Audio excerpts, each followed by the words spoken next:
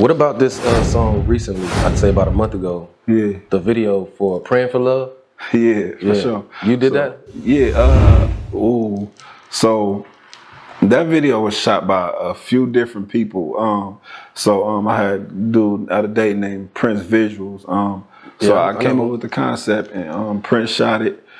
He shot the scene where I was torturing the people, and then the other two scenes where I was performing, I just had like my little brother hold the camera, follow me up the street. My homie Seti, he held the camera for a part. So like when I say I shoot my own videos, obviously I'm not selfie sticking it. You know what I mean? But I just get people around me and just have them hold the camera and make it happen. What about the concept for that? Because you gotta it's really graphic. What was your message behind the kind of gory thing that was going on? It's just one of those things where,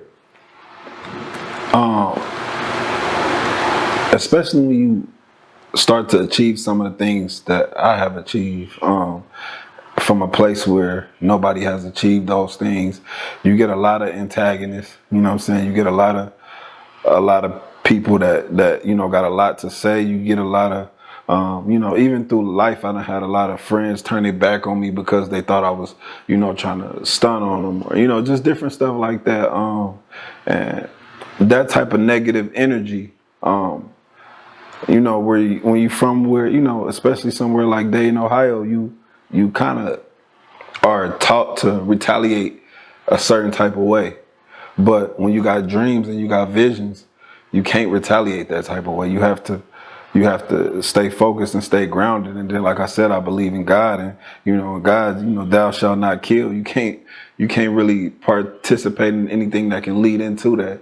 So with that being said, I gotta make decisions, hard decisions, and that's to stay in my lane and not partake in those activities. So with that being said, man, like the bloodiness in the video and everything is just the stuff that I really my anger, my frustration wants me to do. It leads me to want to do that. But by the grace of God, I haven't, and I'm still here. Nah, for sure. Yeah. It's art. Coming from Dayton, like I said, I've been to Dayton. For sure. And I got to see it and feel the vibe. Word. And then listening to you saying how you maintain that positive mentality. Yeah. Just going through Dayton once, it doesn't seem like that's an easy place. Right. Is there a certain event or occurrence that kind of shifted you to be in this particular mind state? I mean, it's a few things. I always had a praying mama. You know what I'm saying? I always had one way or another, I had different role models. I got to give it to this man named Marlon Shackleford. He a community activist in the city, and he just go to all the schools and he talk to the kids and he just tell them stay alive and stay out the pen, and those type of just positive influences as a kid. Whatever you say to a kid, that stuff stick for life. You know what I mean? So just having positivity around me, and that's why I try to give it back to the kids. I try to talk to kids as much as I can and get that same type of positive energy, because without that, a lot of times kids be lost. Thank God I wasn't lost, and I had some positivity around me. Yeah, that's dope. For sure. That's one of the dopest things about your movement. Appreciate it. How long have you been rapping? You said you were rapping since you was young. Yeah, seriously, since I was 7 years old. My older cousin, rest in peace. He just recently died, but he had started me. Well, he was rapping. He was living with us at the time, and he was like a gangster rapper. So that's kind of how I got started, just kind of following in his footsteps. Just because he was getting the girls, and he had more money than I had ever seen. You know what I'm saying, at the time, and I wanted to be like that. So that's really where I got started. Okay. Yeah. Looking at the way rap is now, of course, that gangster is more prevalent than it's ever been. Yeah. Were you ever tempted to go down that route? I mean, I did. That's how I started. Yeah. First, when I started off that way, I was like 7. I ain't never did nothing street. I had never even been a part of nothing at that point, not even out of temptation or curiosity. So my mom had found one of my raps, and she went out for me. I got a whooping and everything. She was like, "You ever here talking about doing this?" And then she was like, "You need to be." She told me, "If you gonna rap about the Lord." And so I ended up doing gospel rap for a couple of years. I was just forcing it for real, and I realized neither one of those was authentic to me. As far as just only wanting to do a certain type of rap, gangster or gospel. So I just ended up finding my lane, which was therapy, music that just comes genuinely from how I'm feeling at the moment. That's the best way. Yeah. Yeah, I got a similar story when my mom caught my raps too. Same shit. Word. Yeah. That's funny. What do you think though about the climate or the atmosphere of rap today as far as the popular culture goes? Like, that's all we see.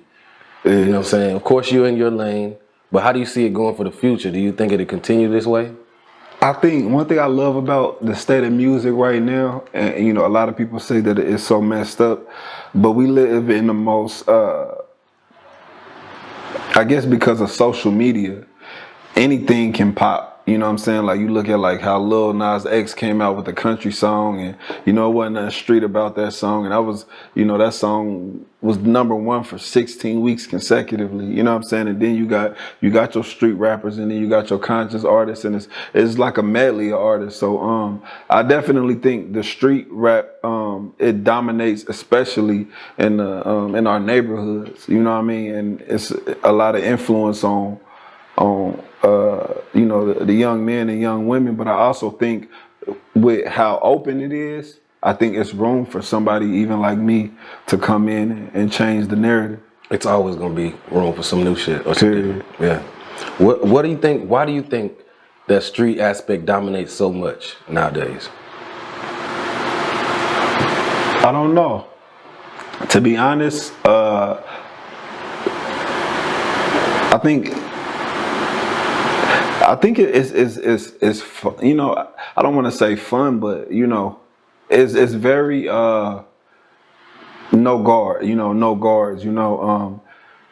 If you could imagine life of how somebody would want to be, you would want to be the toughest. You know what I mean? You wouldn't want to be, if you could pick the type of person you want to be. Like, would you rather be soft or would you want to be tough? Of course you would pick, I'd rather be tough. If you want to have money or not have money, what would you want? Of course you would want to be rich. So I think a certain type of rap, it just embodies all of the best potential attributes of what a person could be. And I think people, not even just black culture, like people period in the world, that's, hip hop the #1 genre, Facts. I think people just like the energy that comes from that, of just being able to be #1. For sure. For sure. I think it's just an easy choice, easy call for a young impressionable mind. You know what I'm saying? Yeah, it's easy. Hey, get money, get girls, get whatever. Yeah. For sure. Feel good. It does.